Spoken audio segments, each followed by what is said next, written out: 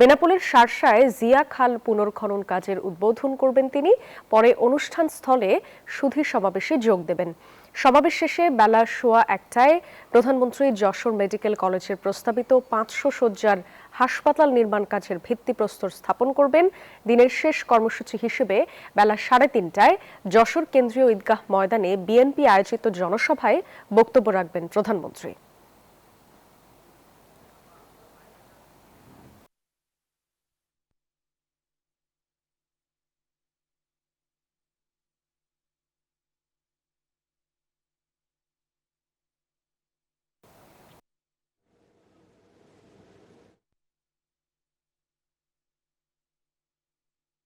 তিনি ইতিমধ্যে কিন্তু যশোরে এসে পৌঁছেছেন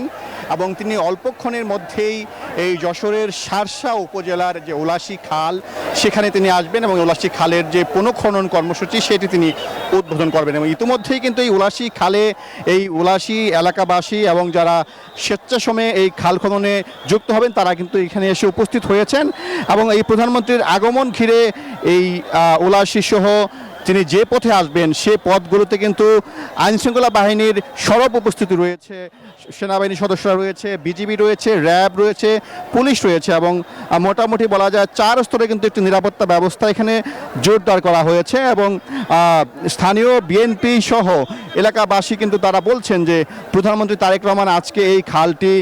পুনরায় খনন কাজ করবেন। এই খালটি কিন্তু 1976 সালের 1 নভেম্বর শহীদ রাষ্ট্রপতি জিয়াউর রহমান তিনি নিজ হাতে খনন করেছিলেন এবং যার ফলে কিন্তু এই এলাকায় কিন্তু কৃষিতে বৈপ্লবিক পরিবর্তন এসেছিল এবং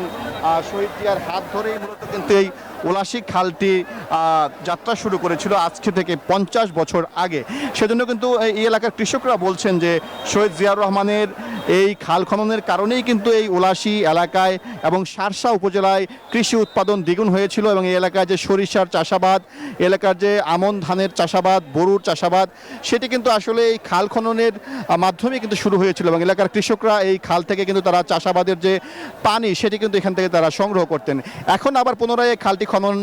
হলে সংস্কারের পরে যখন আবার খালে পানি থাকবে তখন কিন্তু কৃষকরা এখান থেকে শুষ্ক মৌসুমে পানি নিয়ে তাদের যে চাষাবাদ সেটি কিন্তু করতে পারবেন এবং এর মাধ্যমে কিন্তু এই এলাকায় কৃষকের যেমন উপকার হবে তেমনি কিন্তু কৃষি পণ্যের যে উৎপাদন সেটি কিন্তু বাড়বে এবং এই খালে কিন্তু দেশীয় যে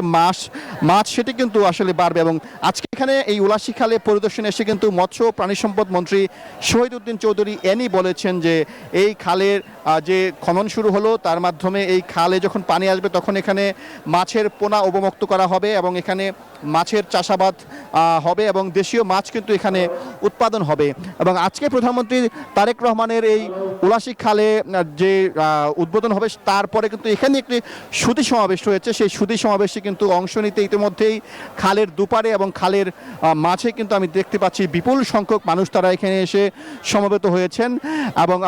প্রধানমন্ত্রী তারেক রহমান তিনি এখানে উলাশী খালের যে কর্মসূচি সুধী সমাবেশ শেষে তিনি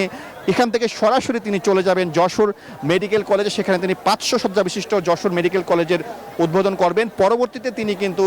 যশোর পাবলিক লাইব্রেরি পরিদর্শন করবেন এবং বিকেল 3:30টায় তিনি যশোর কেন্দ্রীয় ঈদগাহ ময়দানে বিএনপি আয়োজিত একটি সমাবেশে বক্তব্য রাখবেন এবং সেই সমাবেশটিকে সফল করার জন্য ইতিমধ্যেই কিন্তু যশোর জেলা বিএনপি তারা তাদের সর্বোচ্চ যে প্রস্তুতি সেটি গ্রহণ করেছে এবং আইনশৃঙ্খলা বাহিনী কিন্তু সেই সমাবেশস্থল থেকে কিন্তু নিরাপত্তা বেষ্টনীতে তারা রেখেছে। সব মিলে যদি বলা যায় প্রধানমন্ত্রী তারেক রহমানের আজকের এই যশোর সফরকে ঘিরে উৎসব মুখর পুরো যশোর এবং এলাকাবাসী তারা কিন্তু আসলে আনন্দ ঘন মুহূর্ত পার করছে এবং তারা সন্তুষ্ট এবং তারা বলছেন যে প্রধানমন্ত্রী তারেক রহমানের এই সফরের মধ্য দিয়ে যশোরের যেমন খাল খনন কর্মসূচি হচ্ছে, যশোর যেমন মেডিকেল প্রতিষ্ঠা হচ্ছে, তেমনি এই যশোরবাসীর যে উন্নয়নগুলো রয়েছে সেই উন্নয়নগুলো আগামী দিনে ত্বরান্বিত হবে। এই ছিল আমার কাছে উলাশী খাল থেকে সর্বশেষ পরিস্থিতি। ফিরে যাচ্ছি স্টুডিওতে। পদ্মা সেতু, মেট্রো রেল এবং এলিভেটেড এক্সপ্রেসওয়ে নির্মাণের গর্বিত অংশীদার বসুন্ধরা সিমেন্ট।